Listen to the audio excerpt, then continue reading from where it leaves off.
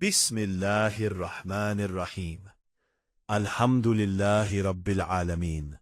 वस्सलातु वस्सलामु अला सय्यिदिल अंबिया'i वल मुरसलीन। अम्मा बाद। रिसाला नंबर 2। इक़बाल और कुरान। हर शेर के पीछे एक आयत। डॉक्टर इसरार अहमद रहमतु तशरीह के तनाजुर में। मुरत्तब नुसरत सुहेल। तमहीद। डॉक्टर इसरार अहमद रहमतुल जोबर सगीर के अजीम मुफक्किर, मुफस्सिर कुरान और अलामा इक़बाल के फ़िक्री वारिस थे। अक्सर फरमाया करते थे, अलामा इक़बाल ने कहा था कि मेरे हर शेर के पीछे कुरान की एक आयत है। ये जुमला कोई मुबालगा नहीं, बल्कि इक़बाल की पूरी फ़िक्र, शायरी और पैगाम की हकीकी बुनियाद है। इक़बाल के नज़दीक कुरान महज तलावत की किताब नहीं, बल्कि ज़िंदगी की रहनुमाई और इनकलाब की बुनियाद है।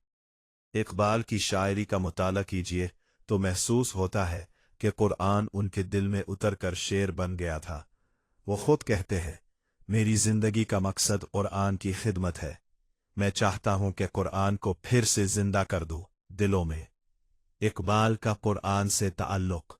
अलामा इक़बाल की तरबियत में कुरान मरकज़ी हैसियत रखता था।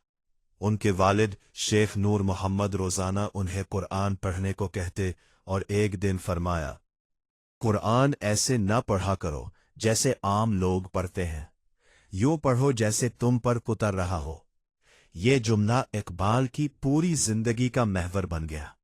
इसीलिए उनके अशार में जोश ईमानी, कुरानी हकीकतें और इस्लामी हयात नौ का पैगाम झलकता है।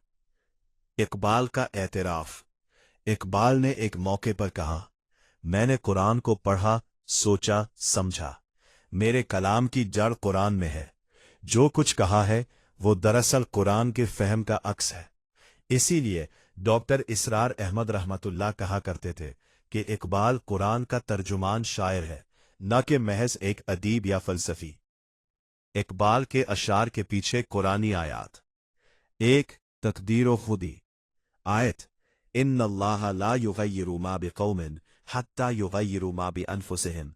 अल्लाह किसी कौम की हालत नहीं बदलता जब तक वो खुद अपनी हालत ना बदले। अर्राद अल्लाह 11। शार, खुदी को कर बुलंद इतना कि हर तकदीर से पहले खुदा बंदे से खुद पूछे, बता तेरी रज़ा क्या है। वज़ाहत।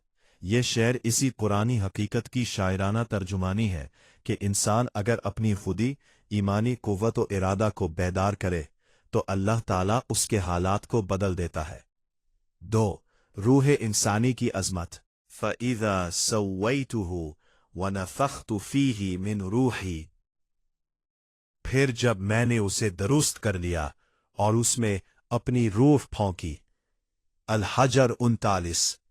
शेर, मकाम बंदगी देकर न ला, आज़ाद कर मुझको कि मैं महसूस करता हूँ नफ्स की बुए आदम। वज़ाहत। यहाँ इक़बाल इंसान के अंदर खुदा की फौंकी हुई रूह का एहसास दिलाते हैं, जो इंसान को अज़मत और आज़ादी अता करती है अगर वो अपनी रूहानी हैसियत पहचाने। 3. तज़किये नफ्स। आयत, कद अफ़लहा मन ज़क्काहा। यकीनन कामयाब वो है जिसने अपने नफ्स को पाक कर लिया। अल-शम्स 9। शेर, नफ्स मसीहा दम से ये किसकी नमूद है। मिट्टी है कि खुदी है जो रोशन व खूब है। वज़ाहत। इक़बाल तज़किये नफ्स को इंसान की असल कामयाबी समझते हैं और ये कुरान की बराह रास्त तालीम है। 4. जहाद व अमल की रूह। आयत, वल्लज़ीना जाहदू फ़ीना लनहदियन्नहुम सुबुलना। जो हमारे रास्ते में जहाद करते हैं हम उन्हें अपनी राहें दिखाते हैं। अल-अनकबूत 59 का। शेर, अमल से जिंदगी बनती है, जन्नत भी जहन्नम भी। ये खाकी अपनी फितरत में ना नूरी है ना नारी है। वज़ाहत।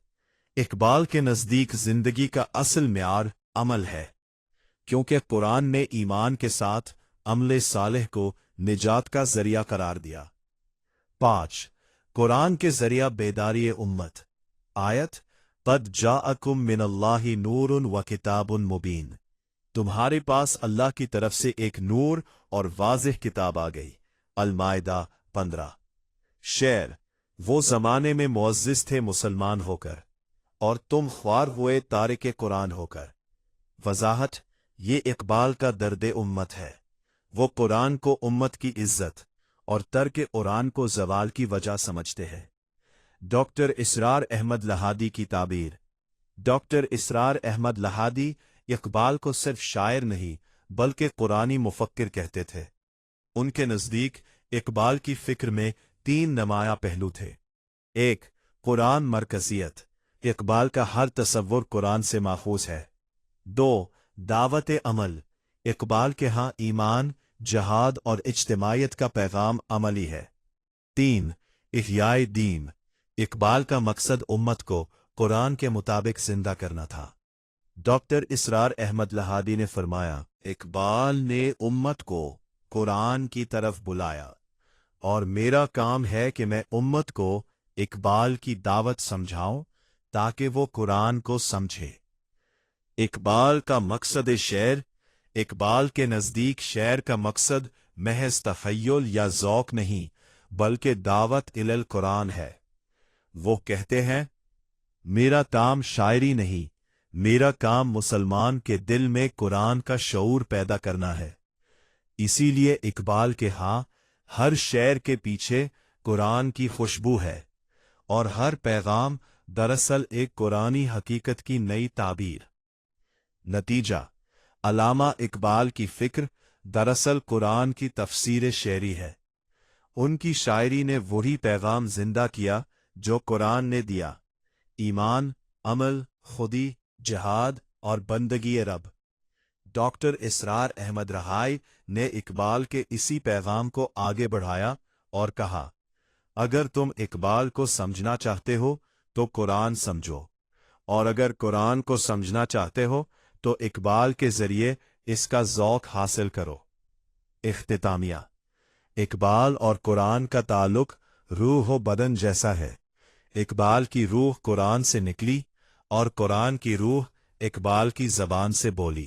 خدا تجھے کسی طوفان سے آشنا کر دے کہ تیرے بحر کی موجوں میں اضطراب نہیں۔ اقبال بال جبریل۔ مرتب: نصرت سہیل۔ قرآنی فکر اقبال کے متوالے۔